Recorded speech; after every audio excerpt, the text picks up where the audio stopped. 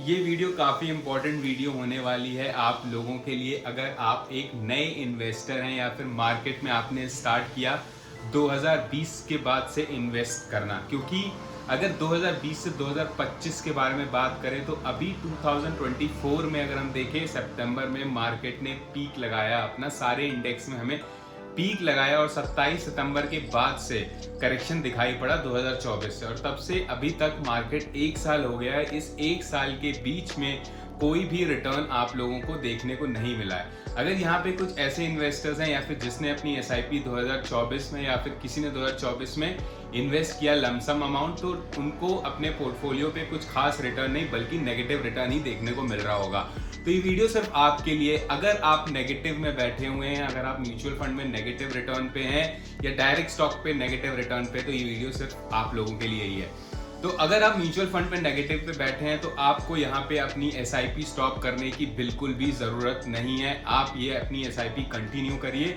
अगर पॉसिबल हो सकता है तो लमसम यहाँ पे अगर आपका सरप्लस मनी है तो इस टाइम पे आपको लमसम इन्वेस्ट करना चाहिए। अगर हम पिछले एक हफ्ते का अभी जो ड्रॉडाउन हमें मार्केट में देखने को मिला है, तो अगर आप देखेंगे रिसेंट टाइम में ही बहुत छोटे पीरियड में ही मार्केट ओवरसोल्ड की टेरिटरी में आ गया है। सितंबर में अगर हम देखें तो इनिशियल वीक में सितंबर में मार्केट में तेजी देखने को मिली, पर अभी जैसे कि मैक्रो फैक्टर्स के चलते यहाँ पे मार्केट में हमें यहाँ करेक्शन देखने को मिला है। तो मार्केट यहाँ पे ओवरसोल्ड दिखाई पड़ रहा है, पर नो वन कैन प्रेडिक्ट कि मार्केट यहाँ से कहाँ जाएगा, कहाँ बॉटम जाके बनाएगा। अगर आप नए इन्वेस्टर हैं तो please do not sell your single unit. यहाँ पे आप पैनिक में आके एक भी यूनिट अपने बेचिएगा नहीं, बल्कि अगर पॉसिबल है तो यहाँ पे आप सिर्फ और सिर्फ एक्यूमुलेट करने की स्ट्रैटेजी को ही इम्प्लीमेंट करिए। यहाँ पे बेचने की कोई जल्दीबाजी मत करिएगा। अगर आप SIP कर रहे हैं तो डेफिनेटली आपका टाइम हॉराइजन 5 साल 10 साल या 15 साल का आपका प्लान होगा। तो अभी हम बात कर लेते हैं, अगर आपके पास कोई डायरेक्ट स्टॉक्स है या फिर आप डायरेक्ट स्टॉक्स का कोई पोर्टफोलियो मेंटेन करते हैं। अगर मैं डायरेक्ट स्टॉक्स की बात करूं तो अगर आपको यहाँ पे इस टाइम पे आपको अपने पोर्टफोलियो को रिव्यू करने की जरूरत है और आपको देखना है कि आपके पोर्टफोलियो में कोई जंग कंपनी तो नहीं है।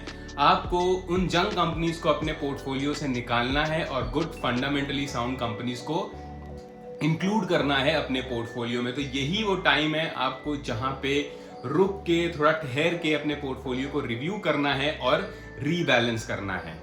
हम बात कर लेते हैं ट्रेडर्स के लिए। अगर ट्रेडर्स की बात करें तो ट्रेडर्स मेरे हिसाब से कैश पे बैठे होंगे, क्योंकि अगर उन्होंने सितंबर में कोई नई पोजीशन बनाई होगी और उस पोजीशन को अगर वो ट्रेल कर रहे होंगे, ट्रेलिंग स्टॉप लॉस हिट हुआ होगा। अगर एक हफ्ते पहले कोई नई पोजीशन बनाई होगी तो वहां पे स्टॉप लॉस हिट होता हुआ दिखाई पड़ेगा।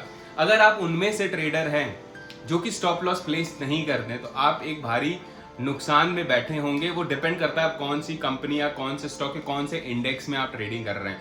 तो अगर आप ट्रेडर हैं तो स्टॉप लॉस बहुत इंपॉर्टेंट है, रिस्क मैनेजमेंट बहुत इंपॉर्टेंट है आप लोगों के लिए। तो मैं ट्रेडर्स की बात करूं, अगर आप यहाँ पे स्ट्रिक्ट डिसिप्लिन फॉलो कर रहे हैं तो आपके स्टॉप लॉस हिट हुए होगा और आप कैश पे बैठे होंगे। तो आप लोगों के लिए ये है कि आप अभी सिर्फ और सिर्फ साइड लाइन पे बैठने की जरूरत है। जब तक यहाँ पे मार्केट यू टर्न नहीं मारता या फिर हमें एक कंसोलिडेशन जोन नहीं दिखाई पड़ता है सारे इंडेक्सेस में, या फिर मार्केट जब V शेप की रिकवरी तो यहाँ से पॉसिबल नहीं है। उम्मीद है कि मार्केट ने एक डाउन टर्न दिया है और यहाँ पे थोड़ा सा कंसोलिडेट करेगा और उसके बाद हमें ऊपर की तरफ जाता हुआ दिखाई पड़ेगा। तो जब ये ऊपर की तरफ निकलेगा, जब हमें एक स्ट्रॉन्ग कन्फर्मेशन आएगा मार्केट में कि हाँ मार्केट अभी टर्न हो गया है, देन इन दैट केस हाँ वहां पे ट्रेडिंग करना स्टार्ट कर सकते हैं। तो देखिए बहुत, जैसे कि मैंने बात किया म्यूचुअल फंड और डायरेक्ट स्टॉक्स के लिए, तो इसके लिए एक डेडिकेटेड वीडियो हो सकती है। उस पर मैं एक डेडिकेटेड वीडियो बनाऊंगा कि किसको म्यूचुअल फंड में इन्वेस्ट करना चाहिए और कौन डायरेक्ट स्टॉक्स कर सकता है।